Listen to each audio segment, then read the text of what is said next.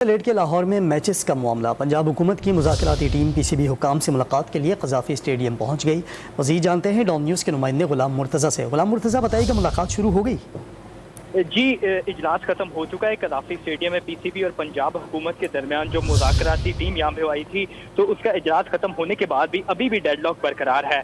और इसके पीसीबी के मुताबिक उनकी जानिब से जो पंजाब हुकूमत की आई गई टीम थी उसको खरी खरी सुनाई गई। पीसीबी हुकूमती मुज़ाकराती टीम उन्होंने अपना मौक़िफ़ वादे किया और कहा कि पंजाब हुकूमत को पीसीबी 700 मिलियन रुपए अदा करता है टैक्सेस की मद में, जिसके बावजूद उनको ये सज़ा मिल रही है। और इस सारी कन्वर्सेशन में जो chairman management committee Najam Sethi और सूबाई वज़ीर बल्दियात हसन मुराद के दरमियान तल्ख जुर्मों का तबादला भी हुआ और इजलास अभी खत्म हो चुका है। जबकि मुज़ाकराती टीम वज़ीर आला पंजाब को इस हवाले से आगाह करने के लिए वज़ीर आला हाउस रवाना हो चुकी है। और पीसीबी की जानिब से कोशिश की जा रही थी कि लाहौर में और रावलपिंडी के स्टेडियम में ही जो मैचेस पीएसएल के शेड्यूल हैं वो शेड्यूल के मुताबिक हों, लेकिन अभी तक बातें नहीं हो सका।